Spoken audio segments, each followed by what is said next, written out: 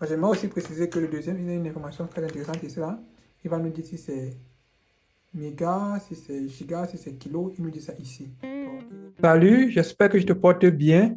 Aujourd'hui, je vais te montrer comment travailler avec un multimètre. Cet appareil-ci, on se capte. Bon, commençons par la définition. Un multimètre est un appareil de mesure électronique ou électrotechnique qui te permet à la fois de mesurer la tension ou l'intensité dans un circuit ou alors la résistance d'un élément. Et ces différentes mesures, on va le faire dans cette vidéo. Petite parenthèse avant de continuer la vidéo. N'oublie pas de liker et t'abonner, de cliquer sur la cloche de notification pour toujours être notifié qu'il y a une nouvelle vidéo. Et si tu te trouves en Afrique, tu aimerais aussi avoir ce type d'appareil électronique en général, contacte-moi juste sur le lien qui est en dessous de la vidéo. On continue avec les mesures. Bon, maintenant on va commencer à mesurer les tensions. Et pour ça, j'ai mis en réalité deux multimètres à notre disposition pour qu'on soit un peu habitué à connaître quels sont les deux différents multimètres. Donc, ça c'est le premier multimètre et ça, c'est le second.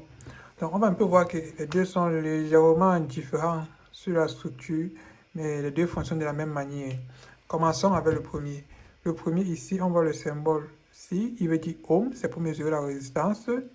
Si je veux mesurer la tension, je viens du côté ci, côté de voltmètre. Là, je vais mettre à voltmètre avec un tiret, une barre dessus. Pourquoi? Parce que c'est une tension continue que je veux mesurer. Mais si c'est une tension alternative, là, je vais plutôt me mettre sur ce voltmètre. Mais généralement, pour l'exemple d'aujourd'hui, on va utiliser une tension continue parce qu'on va mesurer une pile et une pile est une tension continue. Si par exemple, on veut mesurer la tension de notre prise, par exemple, là, on va se mettre plutôt à ce symbole-ci qui est fait un peu comme une vague. Ça, c'est pour la tension avec le premier élément. Si on prend maintenant le deuxième voltmètre, là on voit aussi qu'il y a différentes valeurs. Là on peut voir ici, il y a le symbole ohm, c'est encore pour mesurer la résistance. Mais par contre ici, on voit voltmètre. Et ce voltmètre là, on voit toujours ici une barre, c'est pour le voltmètre continu.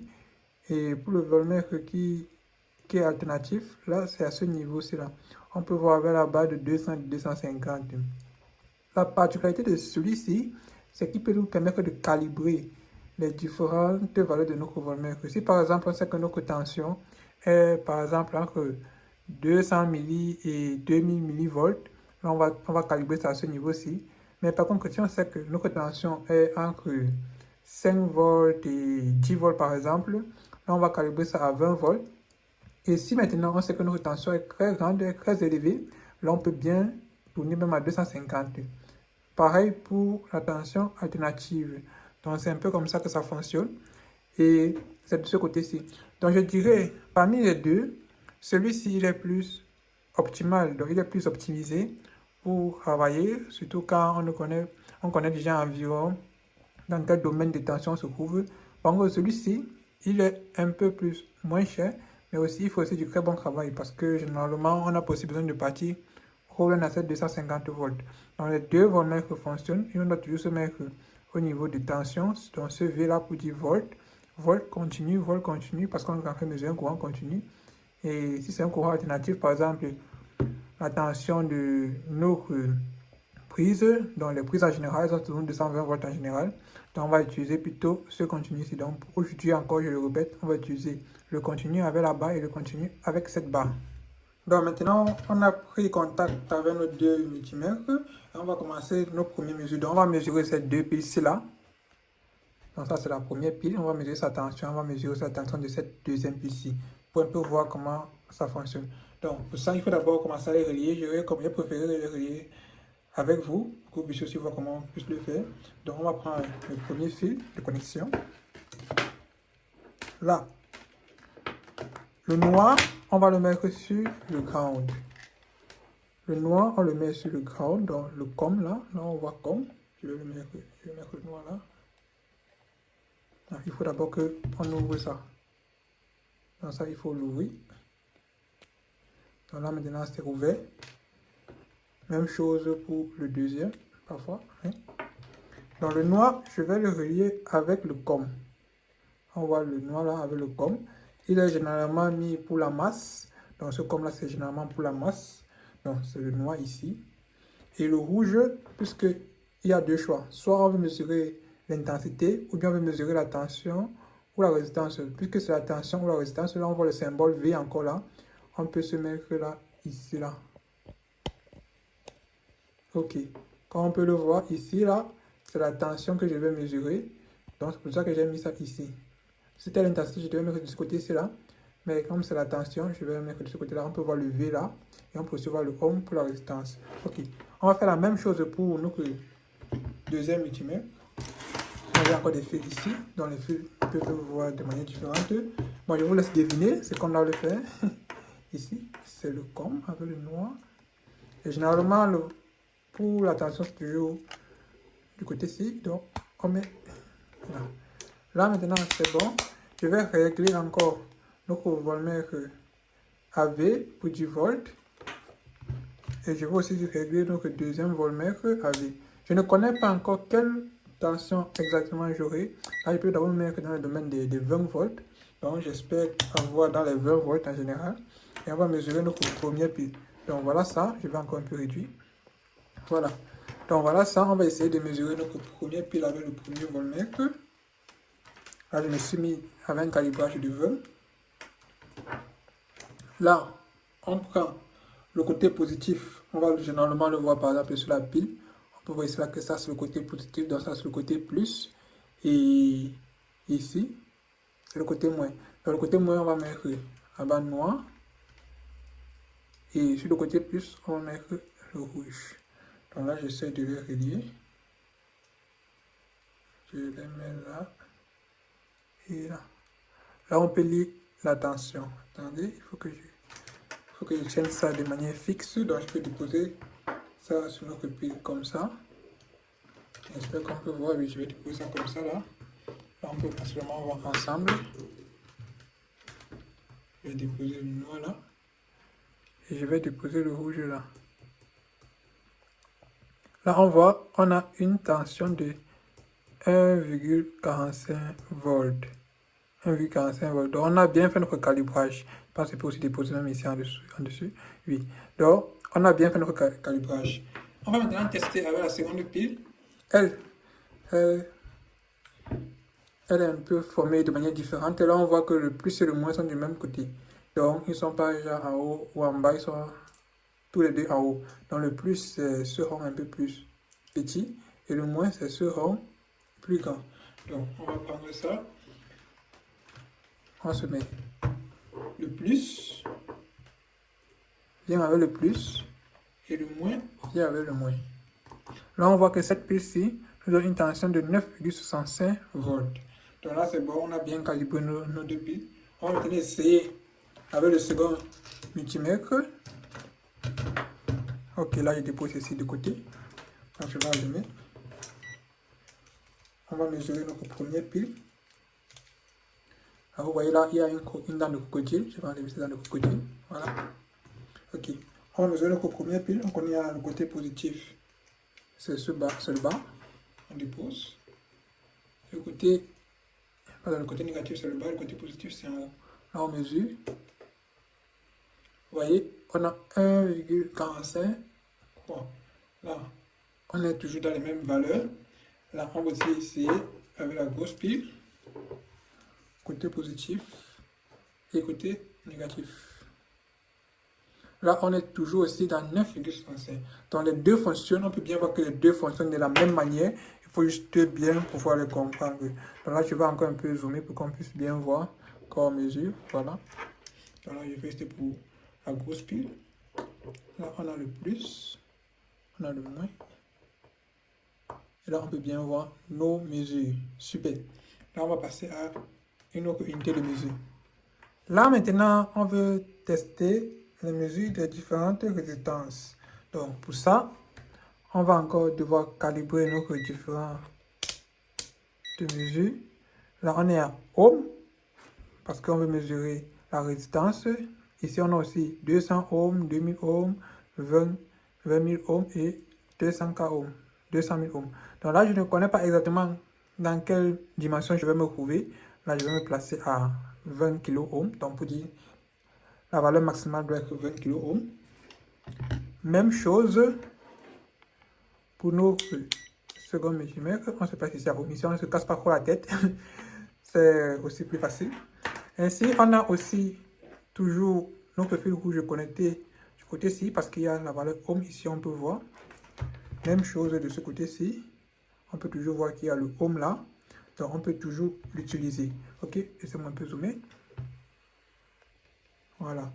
Là, on voit, on a toujours notre ohm ici pour le premier.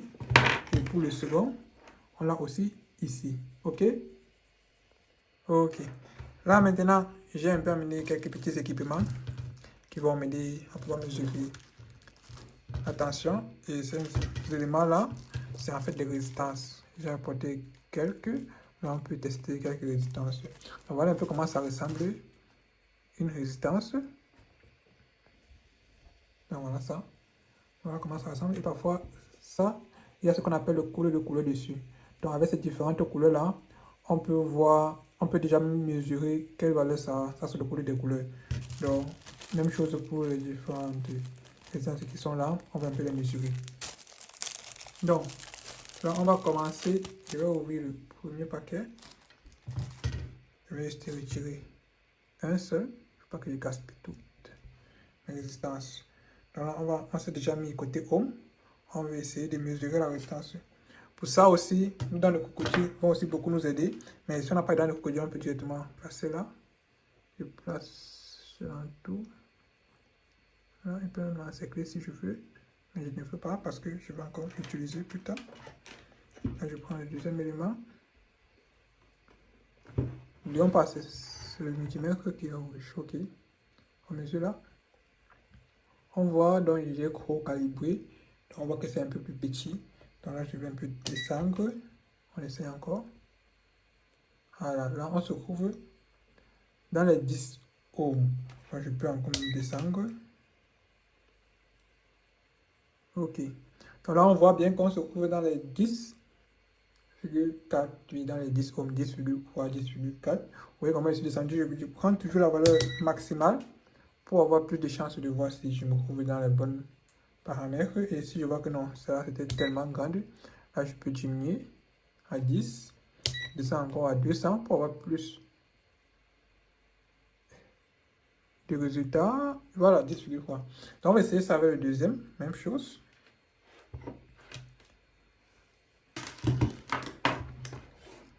Là je prends ces lumières, on va les utiliser plus tard. Voilà. Donc là on prend maintenant le deuxième. On s'est déjà placé en ohm. Et lui, il va nous donner ces informations-là. J'aimerais aussi préciser que le deuxième, il a une information très intéressante ici. Là. Il va nous dire si c'est méga, si c'est giga, si c'est kilo. Il nous dit ça ici. Donc, il est plus précis quand il va nous dire. Donc, on n'a pas besoin de se casser la tête avec le calibrage. Donc là, je vais encore réduire. OK. Donc là, on va essayer de mesurer la résistance. On voit là qu'on se trouve à... Ouais, il descend lui seul. 10,6. Et pour vous montrer qu'il choisit lui-même si c'est ohm, si c'est méga ohm, il va encore relâcher. Et je vais encore un peu zoomer. Ok. Vous voyez là, il se met à méga ohm. Là, je mets les deux côtés. Il descend à kilo. Après, il descend en ohm automatiquement. Et là, il nous montre 10,2. Donc là, on peut voir que ces deux multimètres fonctionnent de la même manière. Et l'autre aussi fonctionne un peu plus automatiquement. Donc là, c'était un peu ça pour la mesure. On va essayer de mesurer un autre. Prenons un peu ceci.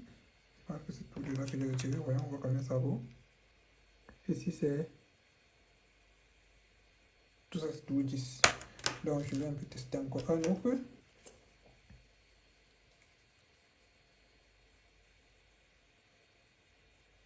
Voilà. Ici, on a une autre valeur. On a 1 kOhm, c'est-à-dire 0,9 kOhm.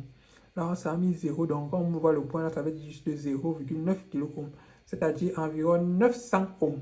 Donc, 992 ohms. On peut voir ça comme ça, ok? Donc, ça fait environ 1 kOhm. 1 kOhm, ça vaut aussi 10 000 ohms. Hein? Si c'est un peu pas. Donc, ça, je vais aussi tester celui-ci.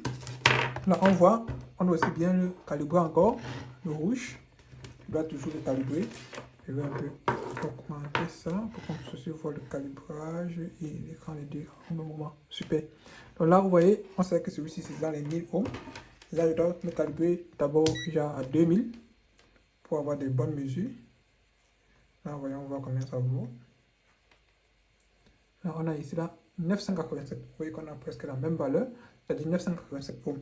Si elle place au niveau de kilo ohms, ça va aussi fonctionner parce que voilà, on voit 0,99. Même chose comme notre premier. Donc là, je peux aussi remettre à 2000, comme on voit encore. 988. Comme je le disais, celui-ci est plus exact parce qu'on voit exactement 988,7. Donc il est plus précis comparé à l'autre. Et c'est que l'avantage de l'autre, c'est qu'il est plus automatique. Donc il nous épargne beaucoup de tâches. Ok, là, on a fini avec la mesure des résistances. J'espère que vous avez aimé. On continue avec une autre mesure. Bon, maintenant les amis, maintenant on a envie de mesurer l'intensité dans notre circuit. Et pour ça, on est obligé d'avoir un circuit.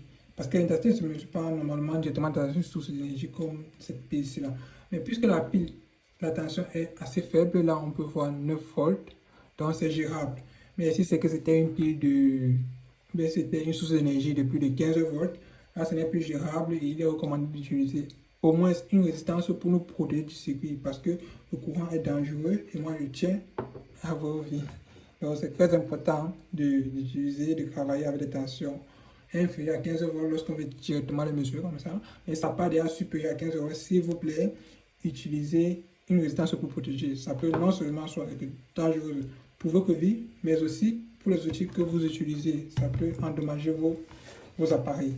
Donc, comme on dit souvent, l'assurance va jusqu'à 15 volts.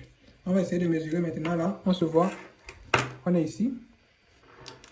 On a ici volts. On va se mettre du côté de ampères pour pouvoir mesurer. Donc là, je vais retirer. Je vais me mettre du côté de ampères. Ok. Là aussi, notre calibrage était à volts là. Je vais remettre ça du côté de ampères. Parce que j'ai envie de mesurer les ampères. C'est très important de tourner, sinon on n'aura pas les résultats. Même chose pour notre circuit rouge, on est là. On va se mettre du côté des ampères parce qu'on veut mesurer l'intensité. Ok. Là, on va devoir tourner jusqu'à côté de 10. Oui. Je vais mettre toujours à 10 la valeur maximum. On peut calibrer à 200 milli, mais prendre toujours la valeur maximum pour estimer à combien ça sera environ. Ok, là on est bon pour partir. On peut commencer par faire nos mesures. Là, je vais déposer une fois de piles là, de ce côté-ci. Il faut les mesurer en parallèle. Là, je fais la première mesure avec le premier circuit. La borne moins et la borne plus. Et voilà.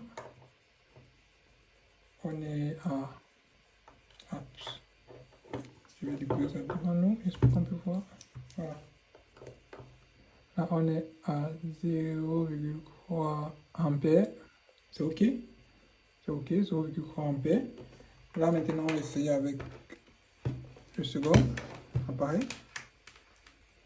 Là, on mesure. Ça, c'est la borne négative, c'est le cercle qui est plus grand. On est toujours à 0,3. C'est toujours bon pour les deux. Donc là, je voulais aussi montrer un truc. Si c'est qu'on inverse par exemple les bornes par erreur, ou bien on ne sait pas quel côté positif ou côté négatif, là, on aura un moins devant là. Donc laissez-moi, je vous montre un peu le moins. Là, vous pouvez voir. Je vais encore déposer ça. Voilà, ils sont en train d'essayer d'arrêter les piles, ça ne bouge pas. Vous voyez là, on a un moins. Et j'ai dit 0,3 d'abord, pourquoi? Parce qu'il y a le point ici. Ce point-ci signifie 0, donc quand on voit ce 0, donc ce n'est pas 226, c'est 0,226 ampères. Et là, on peut aussi voir cet ampère-là du côté-ci. Donc c'était un peu ça. Bon, maintenant, j'ai un petit circuit que j'ai réservé pour vous, juste parce que vous êtes mes amis. Et on va essayer de mesurer vraiment l'intensité avec un vrai circuit. Donc voilà un peu comment le circuit va se présenter. Je vais encore un peu zoomer. Ok. Là, voilà la borne positive qui est reliée avec nos résistances. Et juste pour info, cette ligne-ci, les lignes ici sont reliées entre elles. Donc on voit une ligne comme ça là. Ça veut dire que ces différents pins sont reliés entre elles. Ces différents pins ici là de cette ligne verticale là. Ok. Là, maintenant, voilà notre résistance est reliée avec notre première pile verte. Et là, on va prendre juste la pile verte. Je vais vous montrer comment ça se présente. Ça, vous voyez, cette LED-ci, elle a une bonne positive, une bonne négative. Et la bonne positive, c'est celle qui est la plus proche, celle qui est la plus longue. Et c'est elle qui sera plus proche de notre fil rouge. Donc là, on va mettre notre bonne positive plus proche. Et on va s'assurer que c'est sur la même ligne. Même chose pour notre LED rouge. Là, on voit là. Voilà notre LED rouge. Là, on va aussi rassurer que la borne positive est plus proche de notre fil rouge. Et aussi que la borne négative soit reliée avec le fil noir. Donc là, je vais le faire rapidement. Je pense que c'est relié. Ok, voyons voir. Oui, c'est relié. On peut voir là, les deux sont reliés. Là, on va les mesurer. Donc, le fil noir, il est relié. Je vais un peu diminuer. Ok. Donc, le fil noir, il est relié à la borne positive. Pourquoi? Parce que le fil part toujours, ne circule pas toujours de la borne positive à la borne négative. Ok? Donc là, maintenant, la borne négative va venir à la masse. Et la borne positive va venir du côté positif. Donc, essayons voir de faire notre mesure de notre petit circuit. Là. Oh! Là, on a 0,03 ampères. Donc, environ 30 milliampères. Là, on mesure encore. Voilà. Je dépose bien ma pile. Super. Là, vous voyez comment ça fonctionne. Et on a fini avec ces mesures d'intensité. Nous voici à la fin de cette vidéo. J'espère que tu l'as vraiment aimé. Si oui, n'oublie pas de liker, de t'abonner, de cliquer sur la cloche de notification pour toujours être notifié lorsqu'il y a de nouvelles vidéos. Bye bye.